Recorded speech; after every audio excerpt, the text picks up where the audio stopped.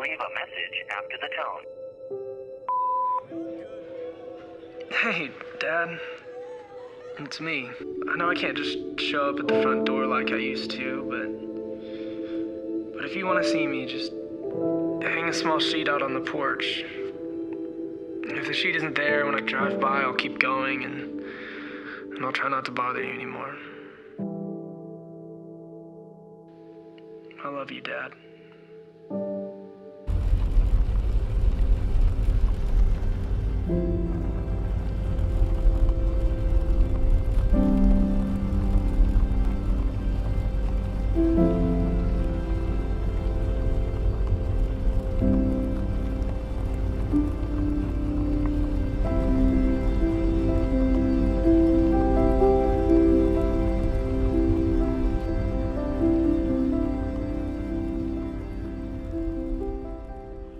Kristi, man, she for those of you that don't know, she's got some things that are happening that she's been battling with.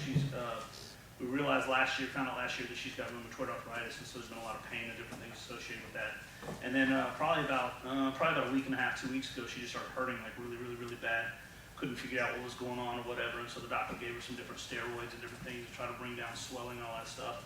And just over the last couple days, man, she's just been hurting like they can't get kind of the pain to stop. And so you guys' prayers, man, I appreciate that, man. It's kind of one of those things where she's the strongest person I know, and kind of when you see the strongest person just kind of can't sleep, can't move, can't whatever, man, it like hits you, you know what I'm saying? And so thank you for your prayers. And it's kind of a rough transition, man, like stand up, talk now. And but anyway, hey, thank you guys for being here, man. This is our first full week of home resting. We start out with kind of this huge opening family thing, because we don't share a lot of that stuff, you know what I'm saying? Like I know there's a lot of people, man, that are going through stuff, and especially our leadership team. And sometimes we forget that there's a really big spiritual battle that goes on. Like there's a spiritual battle, and I don't know if you guys know this. This isn't in my notes. Like I don't, whatever. But there's a huge spiritual battle that's going on for you. It's going on for your family. Like if God's real, then there really is an enemy, and then there really is a battle. And so there's a battle for your kids. There's a battle for your marriage. There's a battle for your heart. There's a battle for your soul. And when you step out into something that God has for you, man, you step out like a lot of times it's like, well, man, I don't really feel a battle. I don't really feel. And here's what I found, man. When I'm just sitting still, the enemy doesn't ever mess with me, right?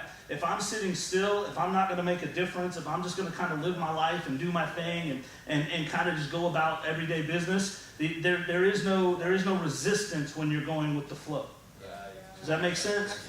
But dear God, man, step against the flow, and all of a sudden you feel tension, you feel rapids, you feel those logs that are floating down the river that you used to hop on and be like, hey, cool and chilling, baby, let's go. And now those things are like popping you in the head, and you're getting, but here's the beautiful thing, that God says, hey, listen, wherever you go, I'm not asking you to go, I'm telling you, hey, I'm going with you, and I'm going before you. And so, hey, listen, I appreciate your prayers, and this church appreciates your prayers, and we want you to know, hey, man, we're praying for you as well. That's why things like those connection cards, man, those are so important, because those are the places where you can tell us what's going on with you so that we can be praying for you. I know one of our team last night, their brother was in the hospital, different things happen. Like if you pull up and you see the street, do you guys like our new street sign, by the way? Isn't it beautiful? Yeah, man, it's like wood, right? Because we wanted it to feel like home, so we left the project undone, you know what I'm saying? So we could all kind of connect, relate.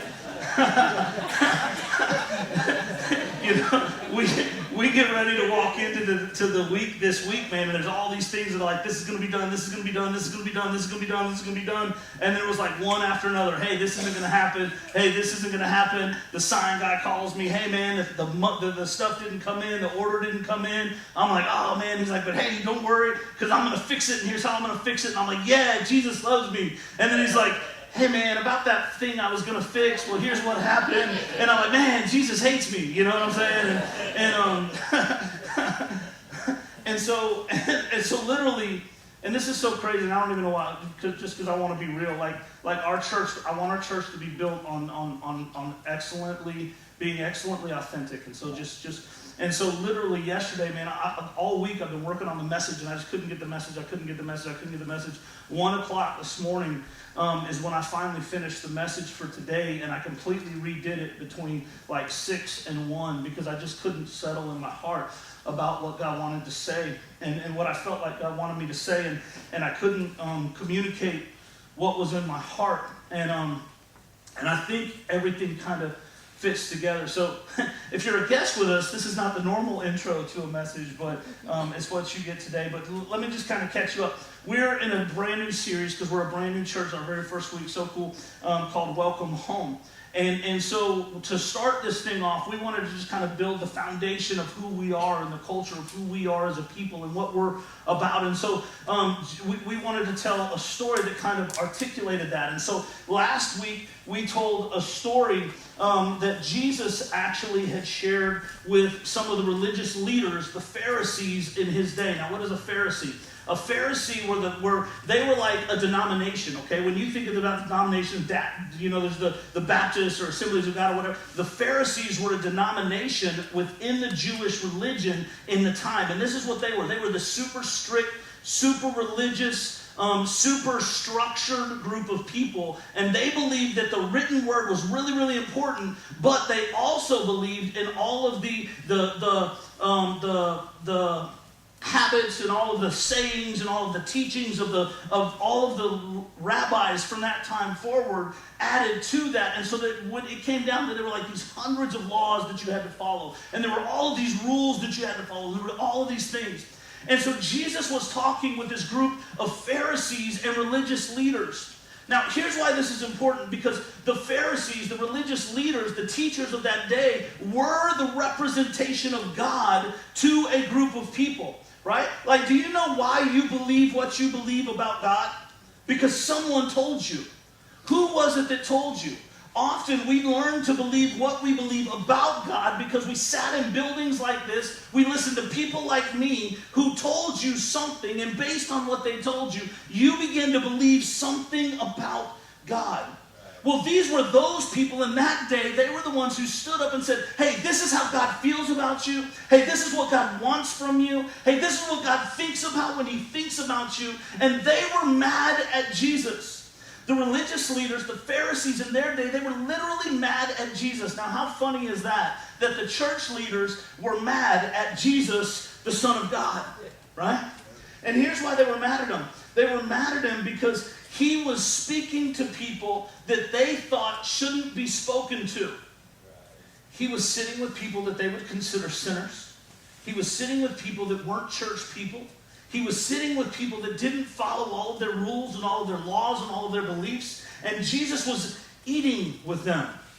He was spending time with them. He was hanging out with them.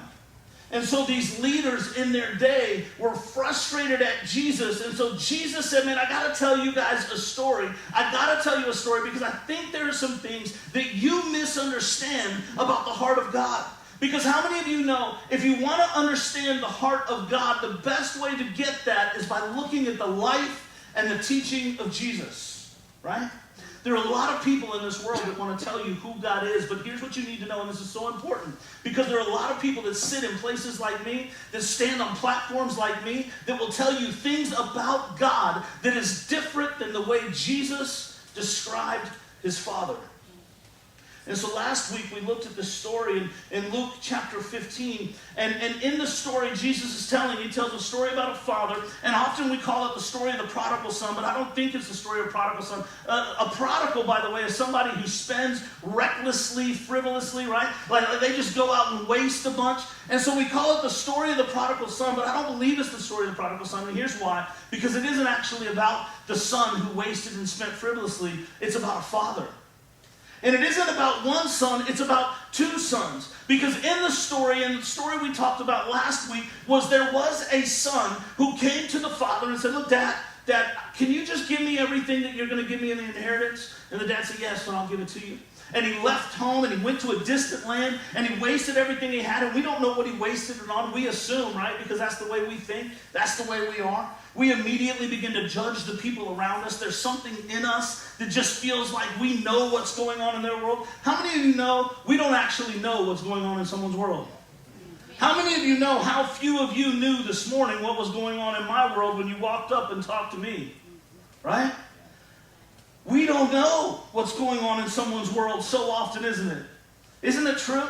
Like, that's why you can look at whatever house you want, and you can look at whatever family you want, and you can look at whatever marriage you want, but often until you break through all the walls and the barriers, you don't really know what's going on in someone's world. And yet, how quick are we to judge someone's actions, desires, or motives? And so this guy goes into a distant land and he wastes everything he has, and we don't know what he wasted it on. We don't even know what he did. But we know that at some point he's starving. He says, I want to come back to my dad. Maybe I can come back. But I know I could never come back as a son, so I'm not even going to go for that. I'm just going to come back. I'm just going to be a servant in his home. But when the son comes back, the father runs to him. And he embraces him and he holds him. And the son has this whole apology fixed, right? He has this whole apology set up. He has it rehearsed. You know, Lord, forgive me. Dad, forgive me. I've sinned against both you and heaven. And before he can even finish his apology, the dad just holds him. And he wraps his robe around him, which meant that he covered all of his shame. He covered all of his brokenness. And then he puts his ring on his finger, and here's what that means. When the father put his ring on his finger, it meant he now speaks for me. His voice is my voice, and what he says is as if I said it. He completely in that moment restores this kid back to sonship. Last week we learned about that, and here's why that's important, because there's a lot of us, maybe even in this room today, who have walked away from God. We ran away from, maybe because of how someone told us that God was, maybe because of the heart that someone communicated. I think maybe it's because of what we're going to talk about today, because here's what I believe. There are people in this room who haven't left the Father's house yet, but you will. You will. You will unless you understand something. See, there was one son that left, but there was another son who stayed. And the truth is, I don't think either of them really understood the Father's heart very well. Which makes sense to me why Jesus would share this story with religious leaders.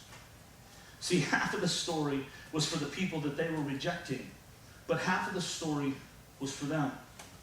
And so I don't know where you find yourself. Here's the deal. If you're someone who said, man, I'm kind of far from God, I'm kind of separated from God right now, hey, listen, here's what I want you to do. Check this out. How cool is this? I want you to go to myhomechurch.tv, right? You can go to myhomechurch.tv, and you can literally watch last week's message. Woo!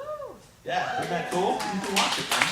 myhomechurch.tv, go to messages, click on that, man. You can watch it. This message, you'll be able to watch all of our messages now online, which is both cool and scary. I'm going to have to deal with that thing the doctors call the weight problem. I'm like, I was watching myself on video, and I was like, that big man can move.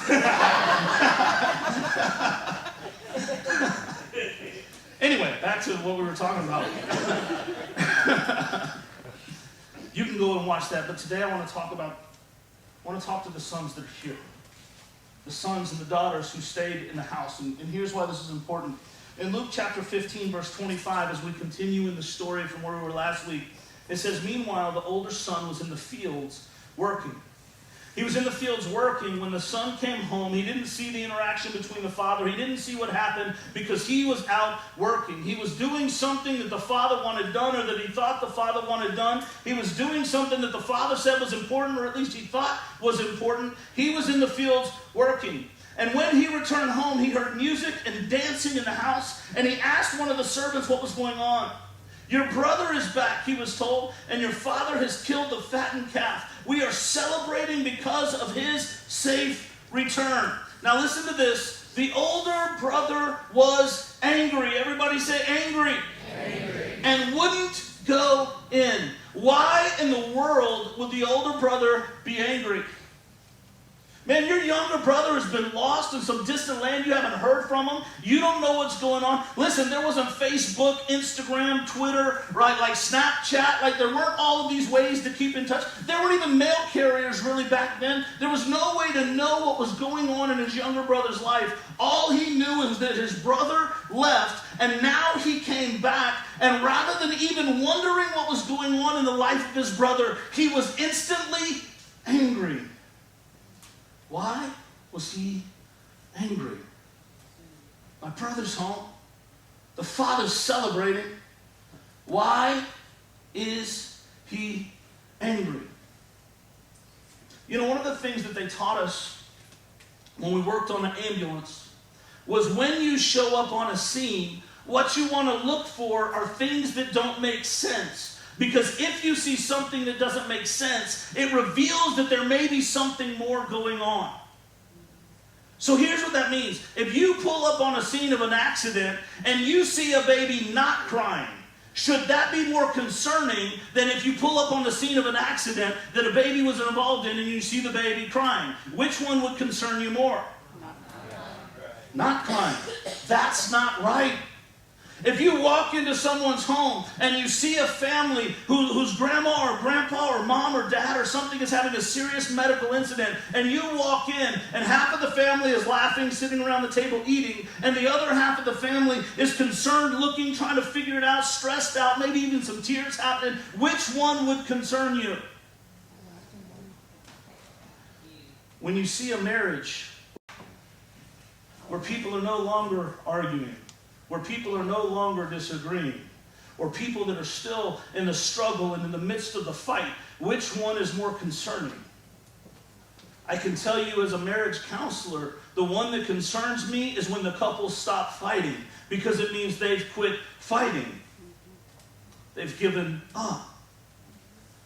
And so here in this instance, one thing that I'm learning is that when my emotions don't match what I should feel based on a situation, it's quite possible that there's some root thing in me, there's something in me that is being revealed. Hey, something's not right. And in this brother, he has an absolutely inappropriate response for the situation. Something's not right. Hey, let me ask you a question. How often do you find yourself around church, around godly things, around understanding of Scripture about your relationship with God, feeling things that you know just aren't right? Man, I should be feeling, but instead I'm feeling. Man, I should be thinking, but instead I'm thinking. Man, I should be wanting, but instead this is where I'm at. I should be, based on this situation, this is what should be going on, and yet somehow, in some way, something is happening, and here's what's going on, here's what's going on. Often, it's an indicator that there's something deep in you that you need to figure out, and that's what I believe was going on in the older brother. Why was he angry? Hey, why are you angry? Hey, why are you burnt? Hey, why are you spent? Hey, why are you giving up? Why are you so tired? Why? What's going on? The verse continues, so his father comes out and he begged him. But he replied, all these years I've slaved for you and never once refused to do a single thing you told me to. And in all that time, you never even gave me one goat for a feast with my friends. Any of you ever had that conversation with your children? Dad, you never gave me a goat? In Yale County, someone may say, yeah, I have, actually. I'm with you. I owned goats once, and a llama. Just so I could say I owned a llama, because how cool is that? We named him Cusco. Anyway. Never once did you give me a goat for a feast with my friends. Yet when this son of yours comes back, after squandering your money on prostitutes, you celebrate by killing the fattened calf. And there it is. All of a sudden, the things that were going on the inside, the things that were really happening. How many of you know that you can do a lot of work and not reveal what's happening on the inside? How many of you know that you can walk in a place week after week after week? You can walk in your home week after week after week, and nothing anyone sees may be what's really happening on the inside. They may not know how you feel. They may not know what you're thinking, but there's this underlying thing that is rising up in you that all of a sudden, boom, it explodes and it comes out. And the way you really feel, the things you really think, the place where you're really sitting just explodes all over someone. And I could see the Father. Wow. See, here's some things that I noticed about the brother who stayed. Just because he stayed in the house didn't mean that everything with him was okay. Hey, just because you come to church every week, it doesn't mean that things in you are okay. And listen to me, it doesn't mean that things in you are getting better. That's good. In fact, unless things are getting better, what you're learning in church is to how to better hide the things that are really going on. See, you're getting better at something. You're getting better at dealing with what's going on, or you're getting better at hiding what it really is. I mean, the story of the son. Not you. We wouldn't talk about you like that. Wouldn't talk about myself. Hey, you know something else I noticed? It didn't mean that he really knew the Father. Just because he was in the house didn't mean that he really knew his Father. And it sure didn't mean that he had the same heart as the Father. In fact, all of a sudden, in one moment, he goes from working outside to comparing everything that happened with him to someone else, to his brother. As soon as he saw something good happening for someone, for his brother, he immediately starts comparing. Have you ever done that?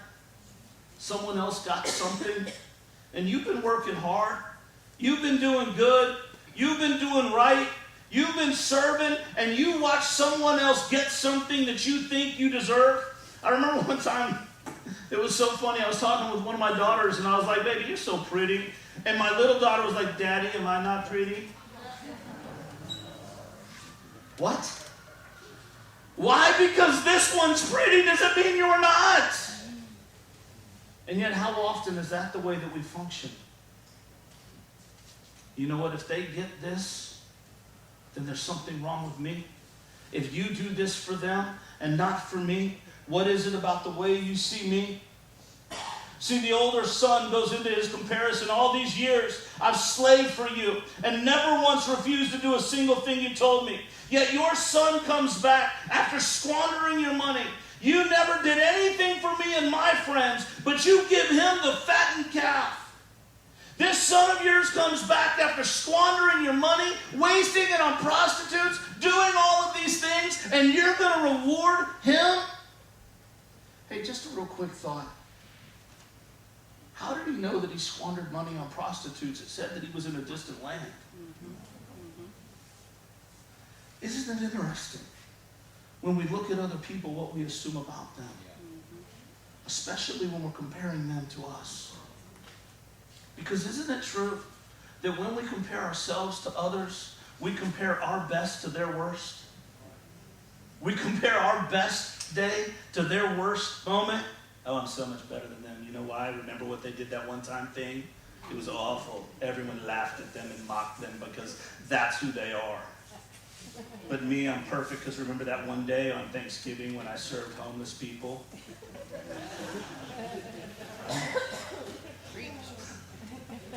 Isn't it true that when we compare our intentions to their actions? Well, I really was going to be nice, but they ruined it. I was going to be great. And what we compare is our intentions, but what we look at other people is their actions. Good. This is what he was saying. Don't you see me? I worked hard. I slaved. I showed up this many Sundays. I've spoken this many messages. I've invited this many people to church. I've painted this many walls. I've rocked this many babies. And I've never done this thing that they did. And I've never taken that thing that they took. And I've always been there and they weren't. And you gave what should have been mine to them. So no, Dad, I'm not going in to celebrate the thing that you should have done for me that you actually did for someone else. And here's what it reveals to me. Just because the son stays home doesn't mean he understands the heart of God. In fact, look at what the father says. Luke 15:31, the very next verse. It says, his father said to him, look, dear son, you've always been with me, and everything I have is yours. Let me ask you a question. What would have changed in the older son's life if he believed that everything the father had was his? You know what I think? I think that when we sit in this house and we serve and we work and we do and we try to be the Christian thing, there are so many things we do, but one thing we don't realize is that everything the Father has is ours. And that what he wants is just that we'll be with him. He said, son, you've always been with me. Everything I have is yours. Hey, did you know that everything God has is yours? Did you know that all of the peace that God has is yours? Did you know that all of the life that God has is yours? Did you know that all of the resources God has is yours? Did you know that just because you're in his house, you can walk all around the life of God and not experience it? But if you're not experiencing the life of God, it's often because we don't understand the heart of the Father, because everything he has is yours. I need joy. You have joy when you have him. God, I need life. You can have life. Everything he has is yours. God, I just need peace. I need a moment. You can have peace. You can have a moment. Everything he has is yours. Listen to me. God's not withholding one thing from you. Amen. Listen to Romans chapter 8, verse 31 through 32. What shall we say about such wonderful things as these? If God is for us, who can ever be against us? Listen to me. If God is for you, who can be against you? If God is for you, who can be against you? Eddie, there's a lot of people that can be against me, but none of them can stand in comparison to God if he is for you. The problem is so many of us don't believe he's for us, because even though we sit in his house and he calls us son, we still see ourselves as no more than a servant. If God is for you, who can be against you? Hey, what can destroy you? What can overthrow you? What can overtake you? What can tear down the things that God has for you? What can steal God's dream for you? What can steal God's destiny for you? If God is for you, who can be against you? God is withholding nothing from you. You are his son. You are his daughter.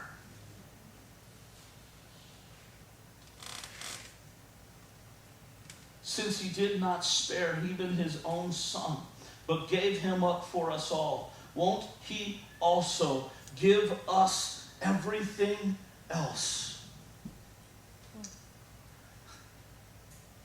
You know what I learned about me?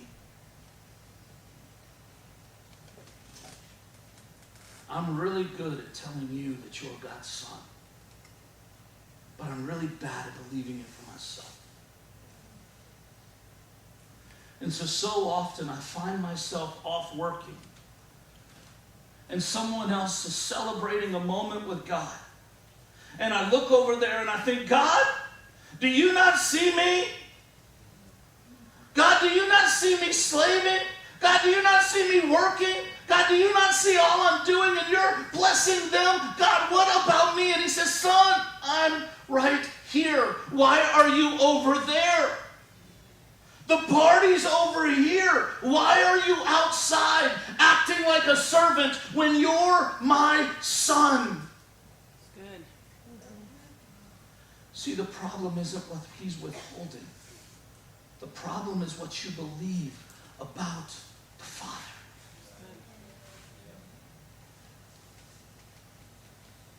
Hey, listen. You don't have to earn God's approval. Look at me. You don't have to earn God's approval. You're his son. You don't have to be good enough. You don't have to be right enough. You don't have to be smart enough. You don't have to dot every I and cross every T. You don't have to fill out every form in duplicate. You don't have to obey every single rule, because if you break one, if you violate one, you're out. You know what I see in the story? God never kicked the younger son out. The younger son chose to leave. Good. You're his child.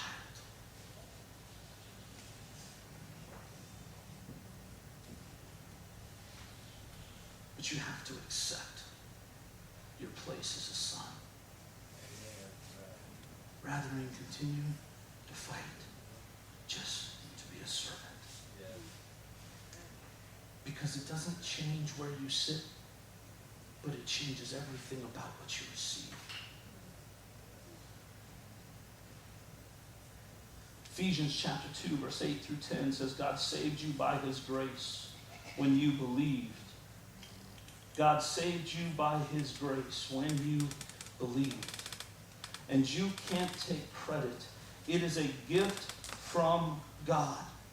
Salvation is not a reward for the good things we have done. So none of us can boast about it. Hey, did you know that salvation is not a reward for the good things you've done?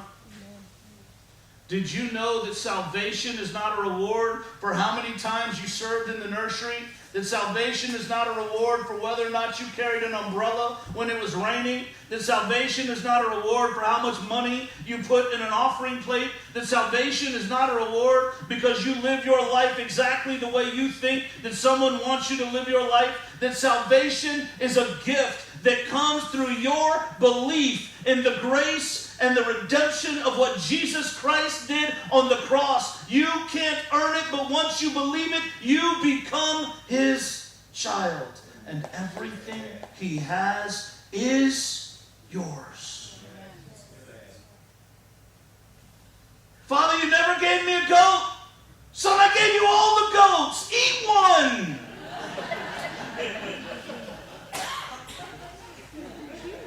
I gave you the goat, the pigs, the chickens, the geese. Would you please feed some of them? They're dying. All he has. Hey, listen to me. You know why I think sons leave the house? Because they forget they're sons. And they live in the home not as a son, but as a servant. So they experience the work and the pressure without the relationship and the life that comes from knowing the Father. All God has is yours. What is it you need? What is it you're missing? What is it that you're looking for? What is it you're longing for? God is life. God is peace. God is joy. If God is for you what can possibly be against you. John 10:10, Jesus said, I came to give them life. I came to give them life. I came to give them life. I came to give them life. Real quick, just a question. Are you walking in life? Or are you walking in something else? Because if you're not walking in life, there may be something wrong happening in here. And there may be something that you're missing about who your Father is and what He wants for you.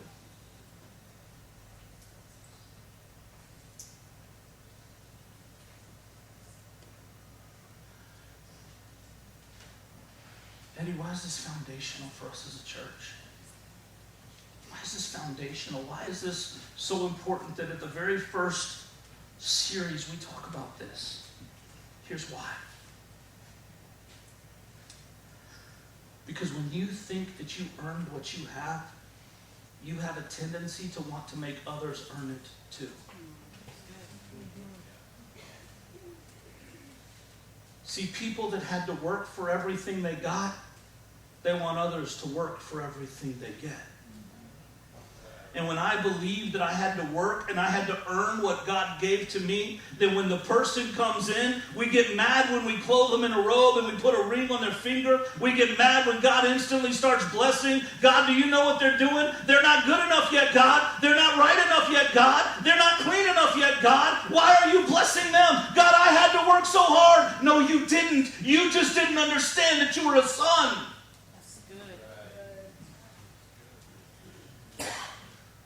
See, when we believe we earned it, we want others to earn it. When you think you deserve it, we have a tendency to look down on those that we don't think do. Listen, it's so important. None of us deserve sonship. None of us deserve to be His son. But when we cross this line where we think we deserve it, isn't it true that we look at those over there differently? See, once you think you deserve it, you look at other people differently. Because what you think about how God feels about you determines how you feel about everyone else. And as a church, as we build the foundation, we have to understand who we are and how God feels about us. Or we'll never see our brothers and sisters that are coming home the way God does. It's not until we have a right understanding and perspective and relationship with God that we will have the heart of God towards those who don't yet know their Father.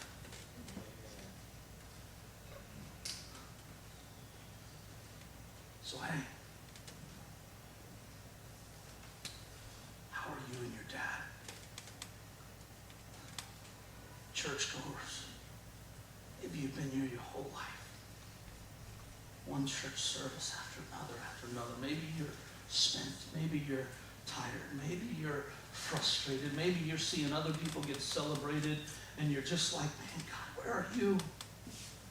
Hey, the problem isn't who He's celebrating. The problem is you don't know who He believes you are.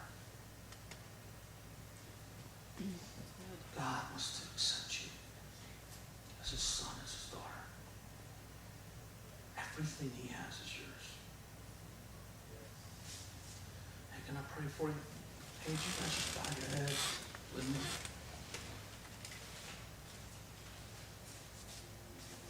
Hey, if you're in this room and you say, man, I struggle.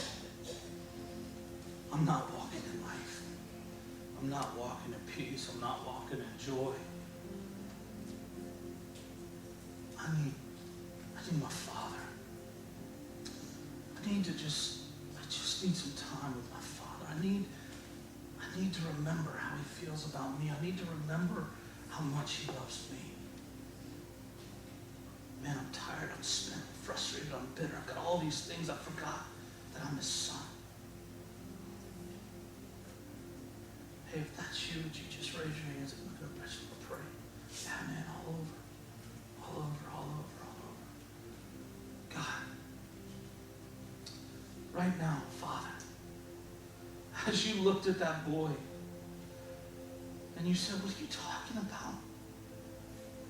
Son, you've always been with me. How could you not know that everything I have is yours? God, we've been trying to earn your love. We've been trying to earn your affection. We've been trying to earn your attention. And God, the things we're doing, they're not coming out of a joy. They're not coming out of a life. They're coming out of, we have to measure up. We have to be good enough. God, would you remove that? God, all I have to do is be. And you love me because I'm your child.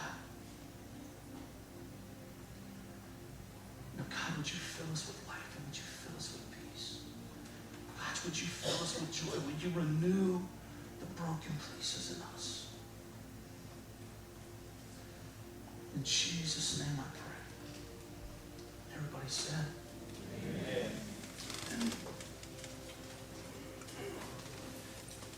So, hey, what do I want you to do? It's the question we always ask. Hey, what do you want us to do?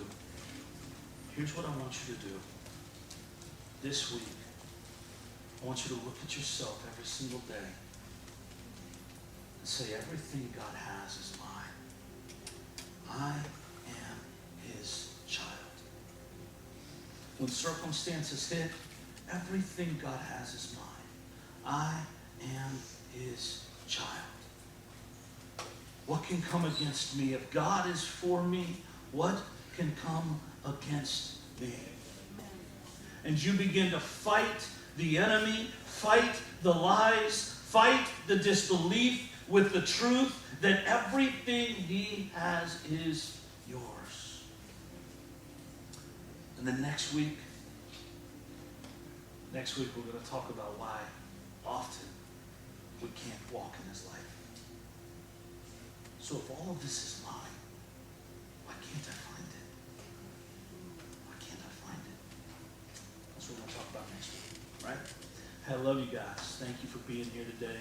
Thank you for being patient with our growth. I feel this huge pressure to get it all right, and then God reminds me, hey man, you're my son, you're good, right? Hey, giving, those of you that have asked, our giving is officially switched over, so make sure you switch over yours and do all that stuff. Hey, I love you guys. Be blessed. Bring somebody back with you next week as we go into week 3 of Welcome Home.